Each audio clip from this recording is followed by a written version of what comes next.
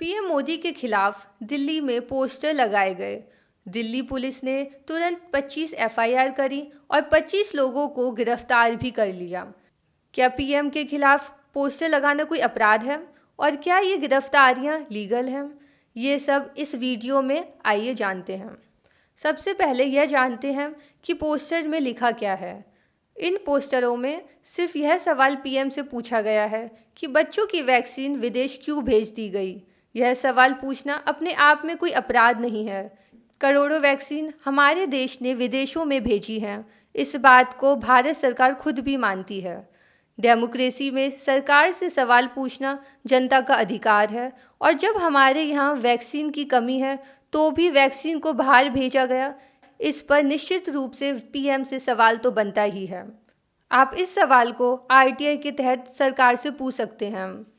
Social media के माध्यम से भी इस सवाल को पूछा जा सकता है, लेकिन पोस्टर लगाकर इस सवाल को नहीं पूछा जा सकता क्योंकि सरकारी या निजी संपत्ति पर कोई भी पोस्टर या बैनर लगाना या दीवारों पर लिखना अपराध है।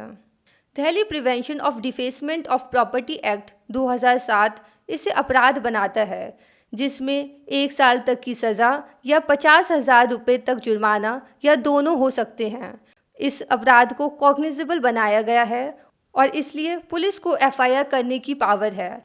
यह अपराध पोस्टर या बैनर आदि लगाने पर बनता है। उसमें क्या लिखा है इससे कोई मतलब नहीं होता। आजकल दिल्ली में लॉकडाउन चल रहा है, इसलिए यह डिज़ास्टर मैनेजमेंट एक्ट 2005 के तहत भी अपराध है क्योंकि पोस्टर लगाने के लिए जाना इस कानून के तहत अलाउड नहीं है। इन कानूनों के अलावा इंडियन पेनल कोड की धारा 188 एंड 269 के तहत भी यह अपराध है। राहुल गांधी और अन्य नेताओं ने प्राइम मिनिस्टर मोदी को ये चुनौती दी है कि वे इनको गिरफ्तार करके दिखाएं। एफआईआर करना तो पोस्टर लगाने की घटना में लीगली सही है, लेकिन क्या इन केसों में इस पैंडेमिक के दौरान अरेस्ट करना कानूनी तौर पर सही है? आप यदि यह सोच रहे हैं कि जब पोस्टर लगाना अपराध है और इसके लिए एफआईआर करना भी सही है तो अरेस्ट करना भी सही ही होगा, तो ये आप गलत सोच रहे हैं। इन मामलों में गिरफ्तारी कानूनी तौर पर क्यों गलत है, ये हम आपको समझाते हैं।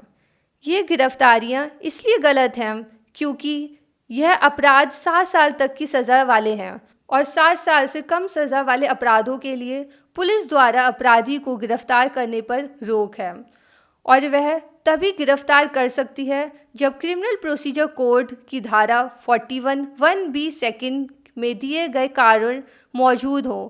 लेकिन पोस्टर लगाने वाले इन केसों में ऐसा कोई कारण नज़र नहीं आता। इन केसों में गिरफ्तारी की ज़रूरत इसलिए भी नहीं थी क्योंकि ये अपराध बेलेबल यानी जमानती है और इसलिए गिरफ्तारी के तुरंत बाद ही जमानत देनी पड़ती है। इनके अलावा सुप्रीम कोर्ट ने इसी 7 मई के अपने आदेश Anish Kumar versus state of Bihar के केस में उसके द्वारा अरेस्ट के संबंध में दी गई गाइडलाइंस का पालन करने को कहा। अनीश कुमार के केस में सुप्रीम कोर्ट ने यह आदेश दिया था कि पुलिस ऑफिसर एक्यूज को अननेसेसरी गिरफ्तार नहीं कर सकते उन अपराधों में जिनमें 7 साल तक की सज़ा है, और यदि अननेसेसरी गिरफ्तार करते हैं तो पुलिस ऑफिसर के खिलाफ डिपार्टमेंटल एक्शन लेने का आदेश दिया है। डिपार्टमेंटल एक्शन के अलावा पुलिस वालों के खिलाफ कंटेम्प्ट ऑफ कोर्ट के तहत पनिशमेंट देने का भी आदेश दिया गया है। इतना ही नहीं, सुप्रीम कोर्ट ने तो ये आदेश तक दे दिया है कि अगर पुलिस ऑफिसर ने ऐसे केस में गिरफ्तारी कर ली है जो कि उसे नहीं करनी चाहिए थी तो जुडिशियल मजिस्ट्रेट ऐसे अपराधी को जेल नहीं भेजेगा, और यदि भेजता है तो उस जुडिशियल मजिस्ट्रेट के खिलाफ भी डिपार्टमेंटल एक्शन लेने का आदेश हाई कोर्ट को दिया है। इसके अलावा सुप्रीम कोर्ट के ऑर्डर से एक हाई पावर्ड कमेटी दिल्ली में भी बनी है जिसमें दिल्ली के पुलिस कमिश्नर भी एक मेंबर हैं और इस कमेटी के चेयरमैन दिल्ली हाई कोर्ट के जज जस्टिस विपिन सांघी हैं। इस कमेटी की मीटिंग इसी महीने 11 तारीख को हुई है, जिसमें पुलिस कमिश्नर ने यह बताया कि उसने सभी इन्वेस्टिगेटिंग ऑफिसरों को सुप्रीम कोर्ट की अरेस्ट संबंधित गाइडलाइंस का पालन करने के लिए कहा है।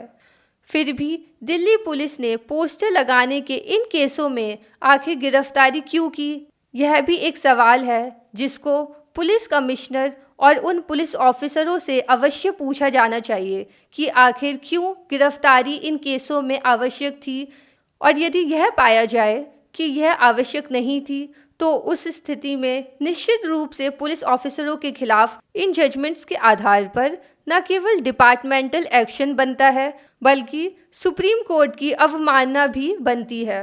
धन्यवाद।